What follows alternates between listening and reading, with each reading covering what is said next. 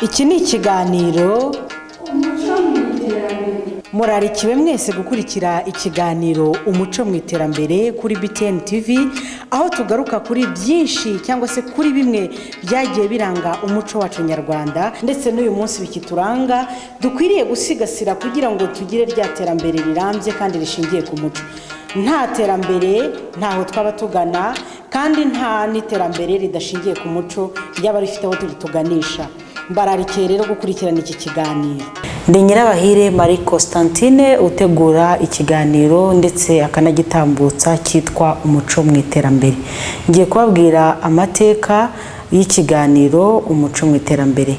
Mu mwaka wa 2012 mu rugo rw'umwami Mutara wa gatatu Rudahigwa, twicaye na bagenzi banjye munsi y'igiti cy'inturusu, twaraganiriye twungurana ibitekerezo dushingiye ku byo twabonaga mu muryango nyarwanda bisa nkaho bishaka kwibagiza cyangwa se gukuraho zimwe mu ndangagaciro nyarwanda dusanga mu muco wacu, kandi tudakwiriye kwibagirwa abo turi bo. Muri urwo rwego naje kugira igitekerezo cyo kuba natanga inkunga yanjye nanjye mu kubaka igihugu, nkora ikiganiro cyitwa umuco mu iterambere, aho ngaruka kuri byinshi cyane dusanga mu muco wacu cyangwa se mu ndangagaciro dufite, kugira ngo turusheho kuzisigasira muri iri terambere rirambye. Muri iki kiganiro rero ngaruka ku ndangagaciro nyarwanda n'izizishamikiyeho n'izo zibyara dusanga mu muco wacu, tukazisigasira kugira ngo tubashe kubaka iterambere rirambye, kuko nk'uko mubizi igihugu kitagira umuco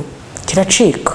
Nagize ishyaka ryo kumva ko najya ngaruka kuri ibi bintu cyane muri iki kiganiro, nkatanga iyo nkunga abanyarwanda bakabasha gusigasira bimwe dusanga mu ndangagaciro nyarwanda n'izishamikiyeho n'izo zibyara. Murakoze, njye ugitegura ndetse nkakibagezaho. Ndi Nyirabahire Marie Constantine.